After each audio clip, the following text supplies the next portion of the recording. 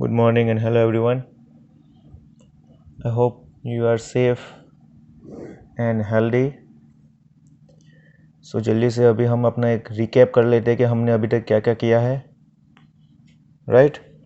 सो हमने अभी तक फर्स्ट ऑफ ऑल जाना है कि what is accounting. Right.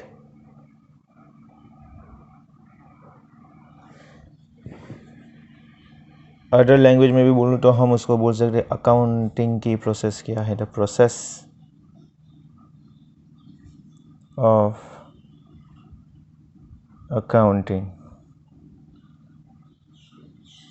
So quickly हमने एक फॉर्मेट बनाया था. राइट. डेफिनेशन को तो रट्टा नहीं मारा था, लेकिन एक फॉर्मेट बनाया था जिसमें हमने लिखा था IMRCSAC.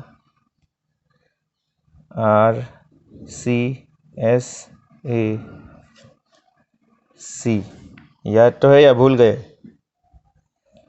ओके, नो प्रॉब्लम अगर भूल भी गए हो तो मैं उसे क्विकली अभी आपके लिए रिकैप कर देता हूँ. सो तो IMRCSAC हमने किया था. तो नंबर 1 था अकाउंटिंग. क्या है? तो number 1 identifying the business transactions. कुछ याद आया? Getting it?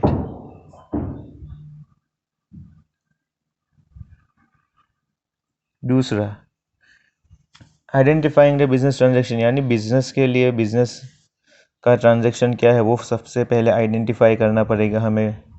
हम बिजनेस करें तो हमको सिर्फ बिजनेस का ट्रांजैक्शन ही रिलेटेड जो भी है वो करना है. नंबर 2 मेजरिंग इन किसके अंदर? Monetary terms.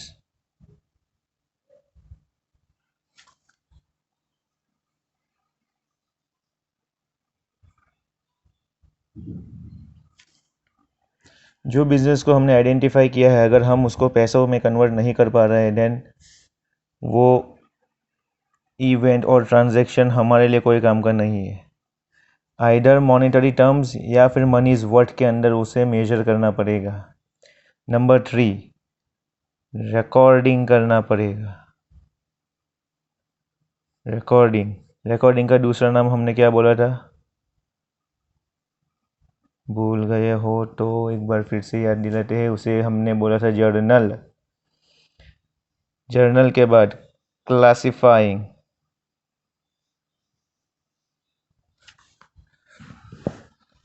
क्लासिफाइंग में हमने अलग अलग जो भी ट्रांजैक्शन है उन सभी ट्रांजैक्शन जो भी एक नेचर के थे, परचेज वाले, सेल्स वाले,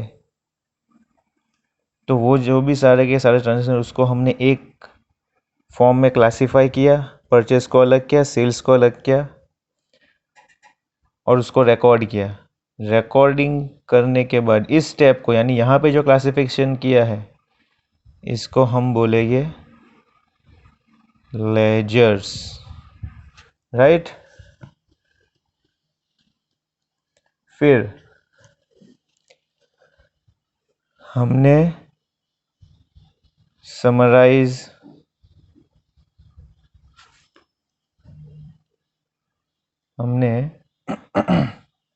समराइजिंग किया था यार. Remember that? समराइजिंग में हमने 3 चीज़ें बनाई थी. To be very precise, summarising में हमने 3 चीज़ें बनाई थी.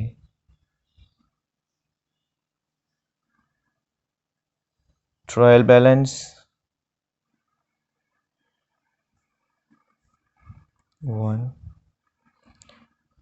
Profit and loss account, and number 3 हमने बैलेंस शीट बनाया था. उसके बाद हमने हमारे डेटा को एनालाइज एंड इंटरप्रिटेशन किया, यानी जो भी हमने समराइजिंग किया वो सारे के सारे ट्रांजैक्शन को मैंने फिर से रीचेक किया और मैंने बिजनेस का प्रॉफिट या लॉस एक्चुअल में क्या है वो चेक किया। Getting it?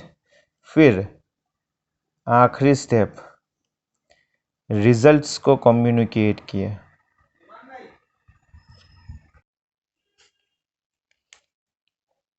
कम्युनिकेशन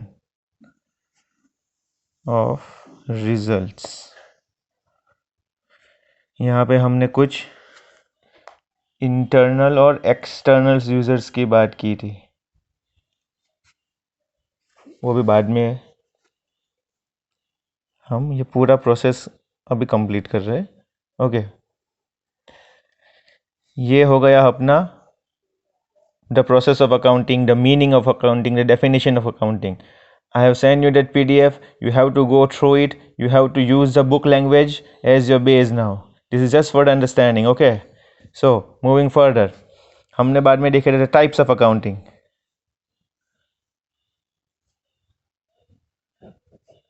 तो टाइप्स में नंबर 1 था फाइनेंशियल। 3 टाइप्स थे, याद आया? Financial, cost and management. Financial में हमने प्रॉफिट एंड लॉस, एक पर्टिकुलर पीरियड के लिए हमने बनाया था बिजनेस का परफॉर्मेंस चेक करने के लिए। कॉस्ट में हमने कॉस्ट ऑफ प्रोडक्ट जानने के लिए कुछ देखा था। एंड आखिरी में था मैनेजमेंट अकाउंटिंग। तो वो जो भी अकाउंटिंग जो हेल्प करे डिसीजन मेकिंग में।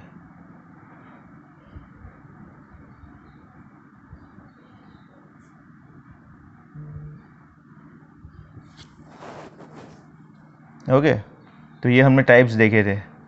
देन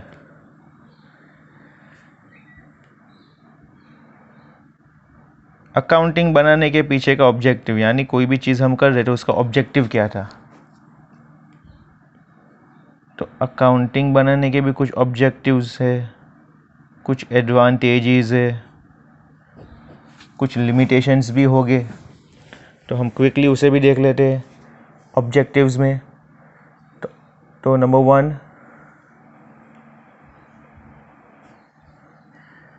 हमने अकाउंटिंग बनाया था to keep a systematic record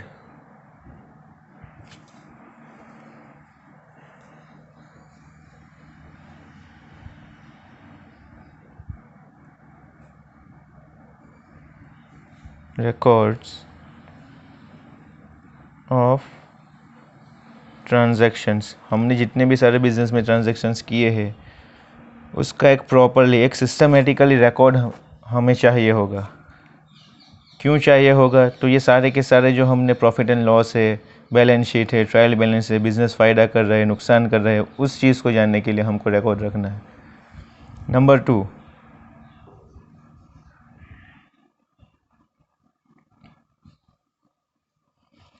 to calculate our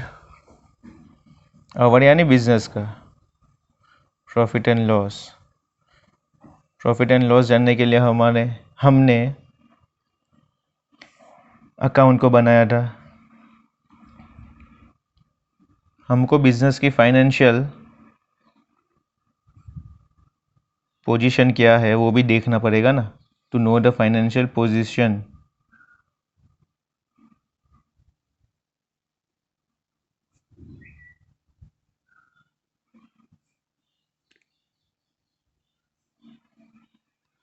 फिर to provide information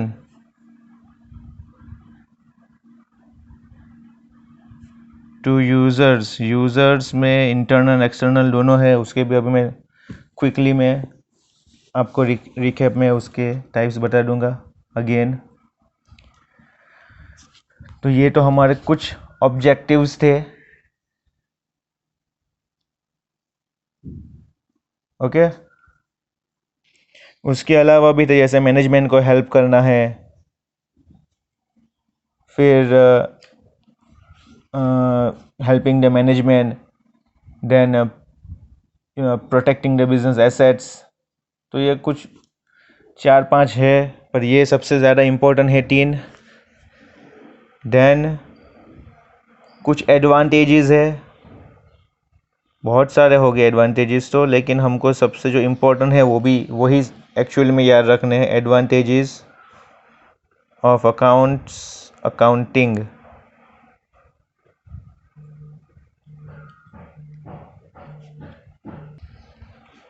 advantages and objective can be interchange, so no need to worry. अगर कोई भी ऊपर नीचे हो रहा है that is okay.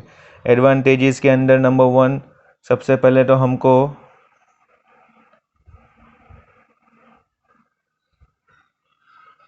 Financial information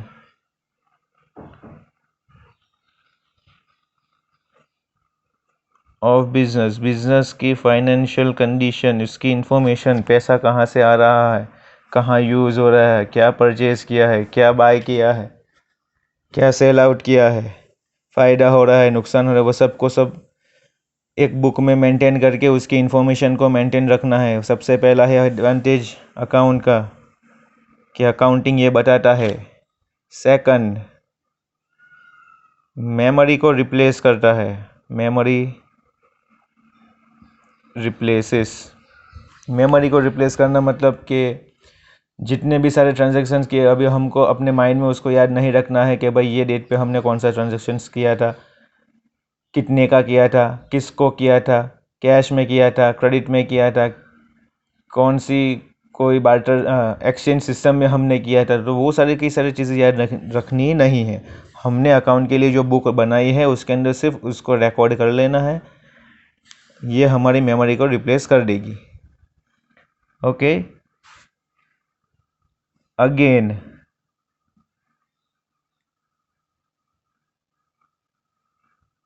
helps in calculating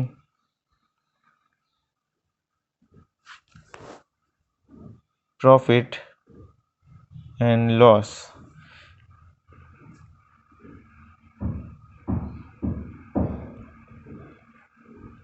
Then again objective में से ही फिर से आया, helps to know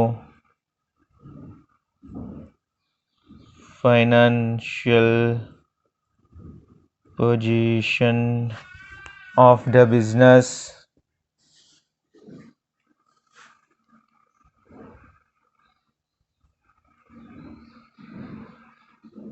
helps in decision making, management के लिए डिसीजन मेकिंग में भी हेल्प करेगा।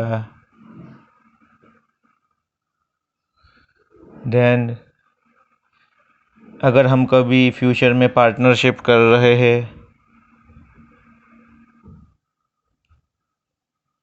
तो उसके अंदर भी अकाउंट हमको हेल्प करने वाला है। किस तरह से, क्योंकि अगर पार्टनर की बात कर रहे हैं तो यहाँ पे 2 से ज़्यादा लोग हो गए जो बिज़नेस स्टार्ट कर रहे हैं, तो उन लोगों को भी अपने पैसों के लिए चिंता होगी कि भाई मैंने इतने डाले थे, तो मुझे रिटर्न में कितना मिल रहा है। तो वो सारा का सारा ना एक ट्रांसपेरेंसी सिस्टम मेंटेन हो जाएगा यहाँ पे। Getting it?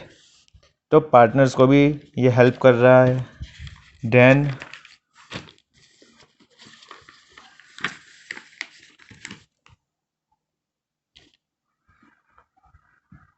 उसके कुछ लिमिटेशंस, भी कोई भी चीज़ होगी तो 100% तो एक्यूरेट नहीं रहने वाली है। तो अकाउंटिंग की भी कुछ ना कुछ खामियां है। तो सबसे पहला, not fully exact. Accounting is not fully exact. This is because in spite of the fact that most transactions are recorded on the basis of evidence, यानी एविडेंस यानी बिल के हिसाब से हम जो भी बहुत सारे ट्रांजेक्शन रिकॉर्ड करते हैं, yet there are some discrepancies in ascertaining the profit and losses. Bill के बावजूद भी कई बार हमको प्रॉफिट एंड लॉस के अंदर कमियां या गलतियां होने वाली है. क्यों होगी वो हम आगे जाके सीखेंगे. बहुत सारे हैं उसके अंदर टर्म्स जो हमको कंसिडर करने पड़ेंगे. उसमें से एक टर्म आगे जाके आएगा जिसको अभी मैं बोलता हूँ प्रोविजन फॉर डाउटफुल डेट. ये एक आएगा जिसके ऊपर एक चैप्टर भी होगा.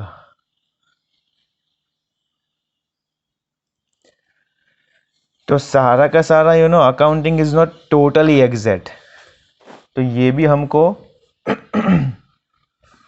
ध्यान में रखना है. देन इग्नोर्स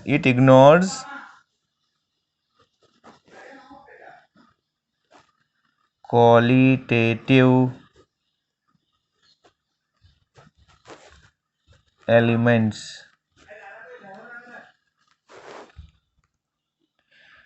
अकाउंटिंग का क्या है पता है. अकाउंटिंग सिर्फ पैसों के रिलेटेड में काम कर रहा है.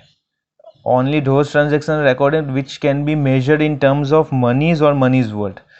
तो यहाँ पे जो क्वालिटेटिव जो इंसानी कुछ खूबियाँ होती है, जैसे कि फॉर एग्जांपल अगर मैं बात करूँ तो मेरे पास कुछ स्किल्स है मैनेजमेंट की, कुछ डिसीजन मेकिंग की स्किल है, मेरी ईमानदारी है, स्टाफ का रिलेशन होगा अपने ओनर्स और एम्प्लॉयज़ के साथ. तो वो सारे के सारे जो भी ईमानदारी है, वो जितने भी सारे क्वालिटेटिव एक्सपेक्ट जो अच्छाई है, वो अकाउंटिंग कभी भी रिकॉर्ड नहीं कर पाता है. क्योंकि अगर आदमी ईमानदारी होगा तो वो चोरी नहीं करेगा. तो ईमानदारी को हम किस तरह से रिकॉर्ड करने वाले, तो ये यहाँ पे एक लिमिटेशन आ गई. तो क्वालिटेटिव एस्पेक्ट्स जो है ना, उसको यहाँ पे अकाउंटिंग इग्नोर कर देता है. Getting? Then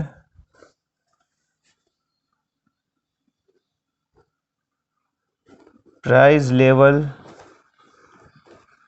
change is ignored. Market में जो भी हमारे स्टॉक का price up and down, asset का प्राइस अप एंड डाउन हो रहा है, अकाउंट उसको इग्नोर करता है क्योंकि अकाउंटिंग कॉस्ट पे को ही रिकॉर्ड कर रहा है. अभी ये समझ में नहीं आने वाला है. ये हम जब फाइनेंशियल स्टेटमेंट बनाएंगे ना, तब तुमको टोटल एक क्लियर आइडिया आ जाएगा कि ये किस चीज़ की बात कर रहे हैं, कि प्राइस को इग्नोर क्यों किया है. तो don't go in deep at the moment, this is just the introduction. Detail में भी हम करेंगे तब ये जाके ना क्लियर हो जाएगा. ओके. लास्ट है विंडो ड्रेसिंग. विंडो ड्रेसिंग यानी मैनिपुलेशन ऑफ अकाउंट. मैनिपुलेशन यानी छेड़खानी हमने इस तरह से की है ना कि जो भी अंदर वाइटल फैक्ट्स है फाइनेंशियल स्टेटमेंट के, जो उसको बेटर पोजीशन में हम बता रहे हैं, जो एक्चुअल में है ही नहीं. तो हमने ना ये क्या है कि एक विंडो ड्रेसिंग किया कि चलो भाई हमारा बिजनेस तो बहुत अच्छा है, बहुत अच्छा है. हमने सब फैक्ट को मिस रिप्रेजेंटेशन किया है, जबकि हमारा बिजनेस तो भाई अच्छा चल ही नहीं रहा था. तो हमने ना गलत प्रॉफिट एंड लॉस बना दिया, गलत बैलेंस शीट के अंदर हमारी सारी इन्फॉर्मेशन डाल दी. किस तरह से होता है वो तो बहुत ही हाई एडवांस स्किल्स की बात है, तो अभी हमको ये जानने की ज़रूरत नहीं है. पर हाँ, ये भी एक लिमिटेशन है. तो लिमिटेशन के हिसाब से, एग्ज़ाम के हिसाब से इसको जानना है. ओके. देन कुछ क्वालिटेटिव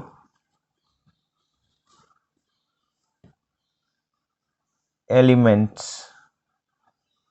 अकाउंट के भी कुछ क्वालिटेटिव एलिमेंट्स होने चाहिए और होते भी है. क्वालिटेटिव यानी कुछ अच्छा या कुछ स्किल्स, जैसे मैं बोलूँ कि भाई XYZ person is a very nice person, very humble person, very honest person, तो दैट नाइस, ये हम्बल, ये ऑनेस्ट, ये ना उसके स्किल्स है। तो अकाउंटिंग की भी कुछ कैरेक्टरिस्टिक्स है, कुछ ऐसे स्किल्स है, कुछ क्वालिटेटिव स्किल्स है। तो उसके अंदर सबसे पहला रिलायबिलिटी।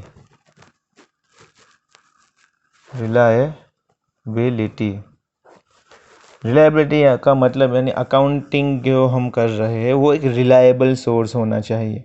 इन्फॉर्मेशन जो हमको चाहिए वो रिलायबल होनी चाहिए, वो वेरीफाइबल होनी चाहिए। यहाँ पे ये ना एरर से फ्री होनी चाहिए। यहाँ पे हमारी इन्फॉर्मेशन जो है ना एकदम एक्यूरेट और रिलायबल, जिस पे हम भरोसा कर सके, ऐसी होनी चाहिए। तो ये थी पहली क्वालिटी। दूसरी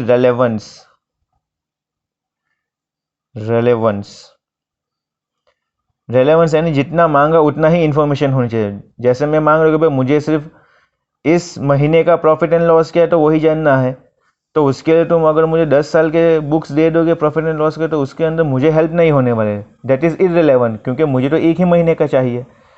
सो accounting information must be relevant to the user, you know, it should be meet the needs of the user in decision making. क्योंकि मुझे एक महीने का डिसीजन मेकिंग करना है प्रॉफिट एंड लॉस का, तो मुझे उसी महीने के अंदर जो भी हुआ है वही जानना है, तो वो एक रिलेवेंट होना चाहिए। थर्ड है अंडरस्टैंडेबिलिटी।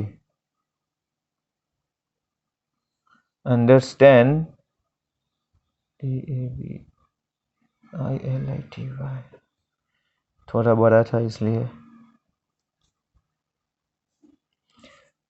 नाम से ही पता चल रहा है कि जो भी रिलेवेंट इन्फॉर्मेशन, जो भी रिलायबल इन्फॉर्मेशन आ रही है वो अंडरस्टैंडेबल भी होनी चाहिए, वो मुझे समझ में भी आनी चाहिए, एंड यूज़र्स को भी समझ में आनी चाहिए।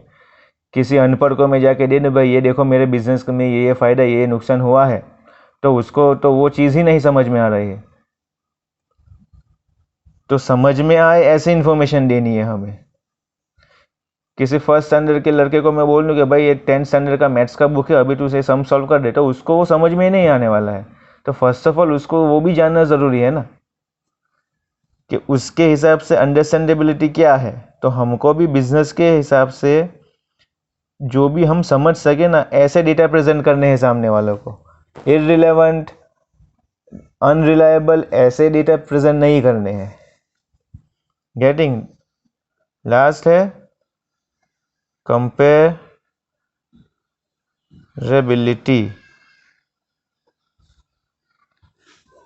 जो भी हमने डेटा प्रेजेंट किया है ना, वो हम इंटर फॉर्म यानी अंदर जितनी भी अलग अलग फॉर्म्स है, तो हम इंटर फॉर्म में उसको कंपेयर कर सकते। भाई ये मेरा रिजल्ट है, उसको इस फॉर्म के साथ हमने कंपेयर किया है, तो वो भी होना चाहिए।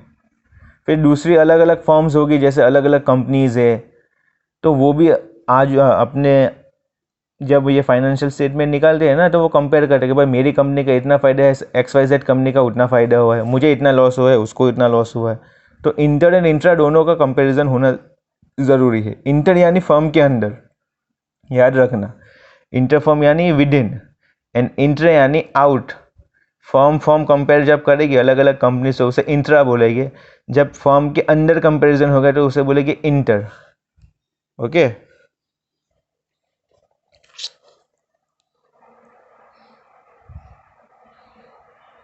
System of accounting. अकाउंट करने के दो तरीके हैं। नंबर 1 जो हमको करना है और जो पूरे वर्ल्ड वाइड फॉलो होता है,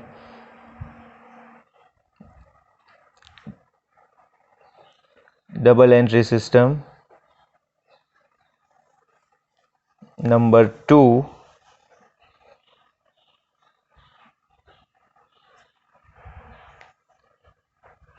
सिंगल एंट्री सिस्टम। यही दो सिस्टम है जो हमको फॉलो करने हैं। तो डबल एंट्री में अभी मैं आपको इन शॉर्ट एग्जांपल इंफॉर्मेशन देता हूँ कि जैसे ये नाम बता रहे हैं ना, डबल एंट्री यानी दो एंट्री। सिंगल एंट्री की बात नहीं करें, यहाँ पे बोल रहे डबल एंट्री। तो यहाँ पे दो इफेक्ट होगी। As the name suggest, each transaction is given two double effect, यानी two effect, sorry double effect नहीं, टू डबल इफेक्ट नहीं, the each transaction is given two effects, one is debit, one is credit. यानी यहाँ पे दो effect होगी, एक debit होगा एक क्रेडिट होगा। अगर डेबिट क्रेडिट याद नहीं है तो अभी एक चीज याद रखना, एक प्लस होगा एक माइनस होगा। Okay, each transaction is given double effect, one is debit and one is credit effect. The amount of debit is always equal to the amount of credit. ये जो डेबिट की अमाउंट होगी ना वो हमेशा क्रेडिट की amount के equal होगी, और दोनों at the end of the day ये दोनों इक्वल हो जाएगी। Getting it? This is the double entry system. उसका एक मैं अगर आपको एग्जांपल दूं तो समझ लो कि मैंने 10,000 का गुड्स परचेस किया है किसी के पास से, XYZ पर्सन के पास से कैश में। तो गुड्स मैंने रिसीव कर लिया तो मैंने एक एंट्री कर ली होगी कि भाई गुड्स रिसीव 10,000, राइट। तो ये मेरे गुड्स में प्लस हो गया है, लेकिन सामने मैंने कैश भी दिया XYZ पर्सन को, तो मेरा कैश भी कंपनी में से कम हो गया, लेकिन मुझे गुड्स का भी प्लस तो हुआ ना। तो एंड इफेक्ट क्या हुआ? नील। तो ये है डबल एंट्री। ये एक सिंपल मैंने आपको अभी एग्जांपल दिया है, इसी के बेसिस पे ही हम अकाउंट करने वाले हैं। ओके, दूसरा है single entry.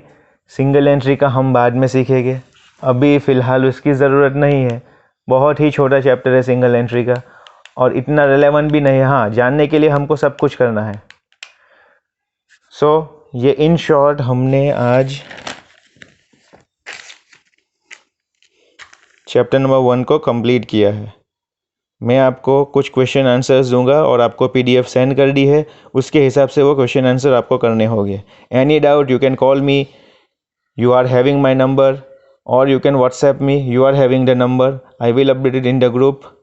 Okay, stay safe, have a nice day, thank you.